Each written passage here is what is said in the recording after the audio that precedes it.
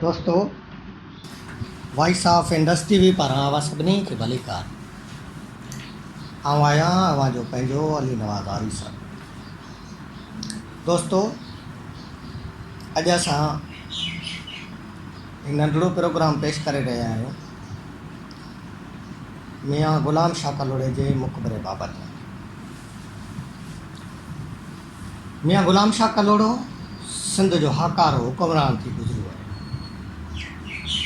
जाम निज़ामुद्दीन उर्फ़ जाम निंदे खां पोइ ख़ुशहाल सिंध जो आख़िरी हुकुमरान मियां ग़ुलाम शाह कलोड़ो, जेको भिटाईअ जी दुआ सां पैदा थियो ऐं भिटाईअ जी दरगाह जी फ़क़ीराणी गुलां जो पुटु हो।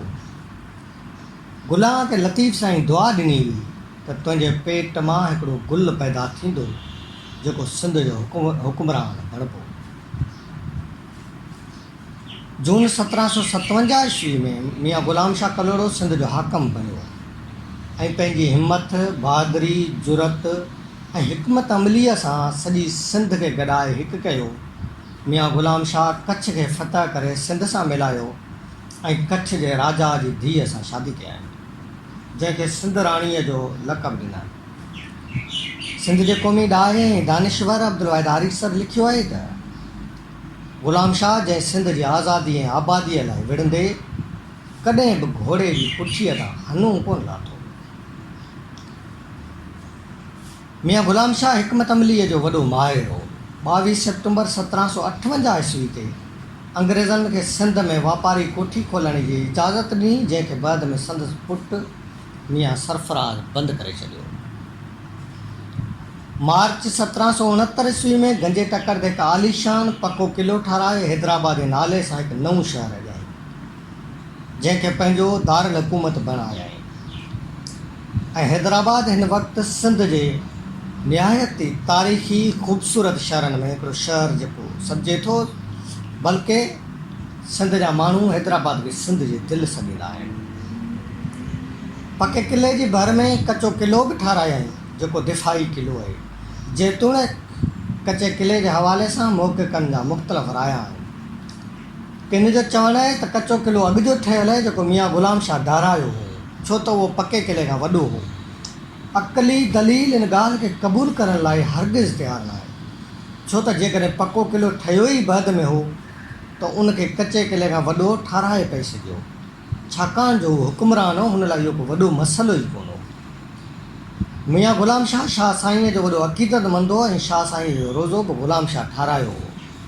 ग़ुलाम शाह लाइ इहा ॻाल्हि मशहूरु आहे त हू ख़ुदाबाद मां बि जेको शाह साईं जे रोज़े जी ज़ियारत पिणु कंदो रहंदो। सिंध जे हिन हाकारे हुकुमरान 2 अगस्त 1772 ईस्वी में सिंध खे अलविदा कयो। संदसि मुक़बरो हैदराबाद में सेंट्रल जेल जे पुठियां वारे इलाइक़े में मौजूदु आहे, जंहिंखे कलोड़ा कॉलोनी पिणु सॾियो वञे थो।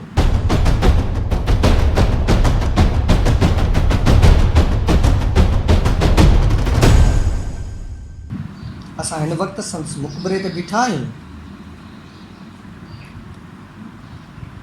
मियां ग़ुलाम शाह कलोड़े जो ही मुक़बरो पाकिस्तान जे क़ौमी तारीख़ी विरसे में शामिलु आहे।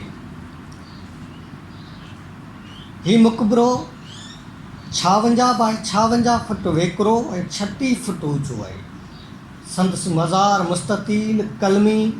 मुस्ततील क़िले नुमा इमारत में आहे। हीउ मुक़बरो सिंधी फ़न तमीर जो शाहकार लेखियो वञे थो। चयो वञे थो त हीउ बुर्जनि ते ठहियलु क़िलो हो जेको ख़ुदि मियां ग़ुलाम शाह कलोड़े हैदराबाद जी तकरीअ जे ॿिए भर कुंड ते तमीर करायो। अलबत्ता क़िले अंदरि मियां ग़ुलाम शाह जे मुक़बरे जी तमीर बाबति तज़ाद आहे त इहो मियां मोहम्मद सरफराज़ या मियां ग़ुलाम नबी कलोड़े मां कंहिं हिक जे दौर में तमीर कयो वियो। हिन मुक़बरे खे हैदराबाद जी अवलीन बुनियादी मुक़बरे जी हैसियत हासिलु आहे। बज़ाहिर हीउ मुक़बरो क़िले जो ॾेख ॾिए थो। क़िले जो कोट पकियुनि सिरनि सां ठहियलु आहे। मुक़बरे जी अॾावत क़िले अंदरि हिकु ऊचे थले ते कयल आहे। मुक़बरो चौधारी हिकु जेतिरे ई चौरस माप जो आहे। मुक़बरे जी मुहारी उभरनि जे तरफ़ 3 हिसनि में विरायल आहे। विचियो हिसो बाक़ी ॿिनि पासे वारनि हिसनि खां माप में वधीक आहे। मक़बरे अंदरि दाख़िलु थियण लाइ नोकदार विंग अंदरि वॾो दरवाज़ो नसब थियल आहे। किले जे आंगण में दाख़िलु थियण लाइ उभरंदे तरफ़ ठहियल कोट खे लंघ ॾिनल आहे। मुखी लंघ दरवाज़े जी साख़्त अंदरीं आहते बंदीअ खे ज़ाहिर करे थी। उत्तर खां ॾखण तरफ़ ॾिनल आहते वारनि दीवारुनि जी मजमूई बीहक 21 फुट ऐं 8 इंच खां 25 फुट ऐं 1 इंच आहे, जॾहिं त ओभर खां ओलह तरफ़ कोट जी माप 19 फुट आहे। डेग में उहा माप अंदरीं ऐं ॿाहिरीं तरफ़ खां 24 फुट 3 इंच आहे। मुखी दरवाज़े वटि वाक़िअ हुजरे जी वेकर 11 फुट 2 इंच, गहराई 3 फुट 10 इंच ऐं ऊचाई 17 फुट 3 इंच ॾिसिजे थी। मुखी दरवाज़े भरिसां चौकी पिणु ठहियल आहे। हुजरे जे दरवाज़ो रंगीन ऐं ख़ूबसूरत चिटनि सां चिटियल आहे। दरवाज़े खां अङण ॾांहुं वेंदड़ रस्ते ते उभा तोड़े हमवार वंगावा पैनल ॾिनल आहिनि। मुखी लंघ खां मक़बरे जे थले ताईं जो फ़ासिलो 111 फुट आहे, जॾहिं त ज़मीन खां गुंबज़ जी छित 26 फुट 4 इंचनि जी ऊचाईअ में आहे। मुहारीअ वारी दीवार में वंगूं वंगा ऐं साख़त खां सवाइ हाशियो ऐं पैनल बि ॾिनल आहे, जिन ते असुलु काशीअ जो पथर लॻल आहे। मक़बरे जे पासे वारनि भितियुनि ते हाशिए खां मथां हिसे में हिक ॿिए जे भर में पूर विछोट विंगनि जो सिलसिलो ॾिनल आहे। मक़बरे जे अंदरीं हिसे में हिकु कोठड़ी आहे, विच ते मियां ग़ुलाम शाह कलोड़े जी क़बर आहे ऐं उलंदे तरफ़ संदसि कोटे फज़ल अली वलद सरफराज़ खां कलोड़े जी क़बर आहे। हिन मक़बरे जे ॿाहिरीं अङण में ऐं कोट जे अंदरि सिंध जा 2 मुहिब वतन आलम मौलाना ग़ुलाम अहमद गिरामी ऐं कामरेड हैदर भाई जतोई अबदी आरामी आहिनि। मौलाना ग़ुलाम अहमद गिरामी उहो आलिम आहे जंहिं सिंधी अदब खे मशरक़ी शाइरी जा क़द्र व रुझानात जहिड़ो शाहकार किताब ॾिनो ऐं कामरेड हैदर भाई जतोई सिंध जो उहो मुहिब वतन अॻवान आहे जंहिं निहायती बहितरीन नौकरी खे छॾे हारियुनि जे हक़नि लाइ जाखोड़णु शुरू कयो ऐं नतीजे तौरु जेल पिणु वियो। मक़बरे जो अंदरियूं समूरो हिसो काशीअ जे सिरनि सां सिंगारियल आहे। किथे किथे क़ुरानी आयतूं ऐं ख़ूबसूरत चिटसाली बि थियल मिले थी, जेका तव्हां ॾिसी सघो था। हिन मक़बरे जो असुलु गुंबज़ वक़्त जे वर चढ़ी 20वीं सदीअ जी इब्तिदा में किरी पियो हो, जंहिं बैदि मार्बल जो हिकु नओं गुंबज़ नस्ब कयो वियो आहे।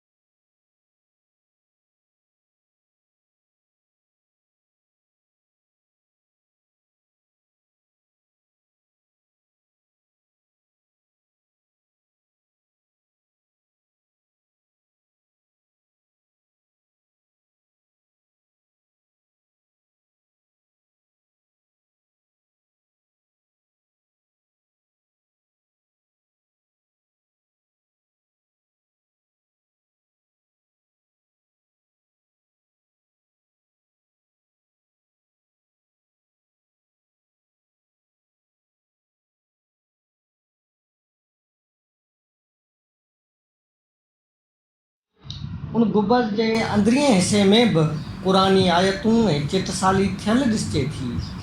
क़ौमी तारीख़ी विरसे में शामिलु हुअण सबबि मक़बरो इंतिहाई अहमियत वारो आहे ऐं हिन जी सार संभाल मुकमल तौरु हुकूमत जी ज़िम्मेवारी आहे। मगर कुझु सालनि खां नज़रअंदाज़ थियण सबबि मक़ामी माण्हुनि मुक़बरे जे आते में पंहिंजनि प्यारनि जा मड़ दफ़नाइण शुरू कया आहिनि, जंहिं करे मुक़बरे जी साख़्त अॾावत ते मनफ़ी असरु पिणु पियो।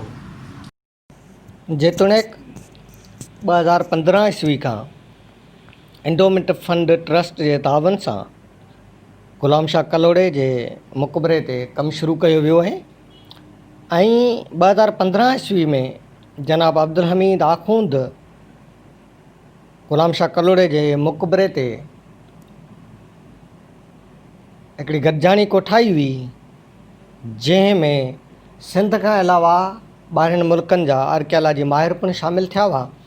उन्हनि खां राय वग़ैरह वरिती हुई त जीअं हिन जो मुक़बरे जी असुलु जेका साख़्त आहे, असुलु जेका ख़ूबसूरती आहे, उनखे कीअं बरक़रार रखी सघिजे। ऐं हिन मुक़बरे जो हिन वक़्तु कमु तेज़ीअ सां जारी आहे। असां इहा उमेदु करियूं था त हिन मुक़बरे जी जेका असुलु ख़ूबसूरती आहे, जेका असुलु सूरत आहे, उहा बरक़रार रखी वेंदी।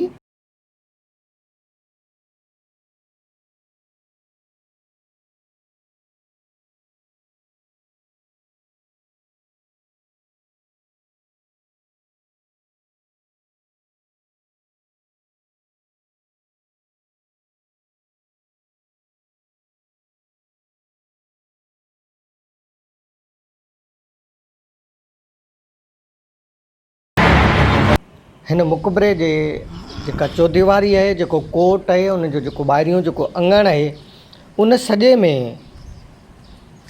सॼे खे सुठे अंदाज़ में सुठे नमूने सां ठाहियो वेंदो ऐं कोशिशि इहा बि जेकॾहिं कई वञे हिन जे अङण में, हिन जे ahate में जिते जिते बि ख़ाली जायूं मौजूदु आहिनि उते नंढिड़ो पार्क क़ाइमु कयो वञे ऐं वधि खां वधि वण लॻाया वञनि त वधीक बहितरी थींदी। आहे असांजी तजवीज़ आहे जेका असां एंडोमेंट फंड ट्रस्ट जे सरबराह जनाब अब्दुल हमीद आख़ूंद ताईं पहुचाइणु चाहियूं था।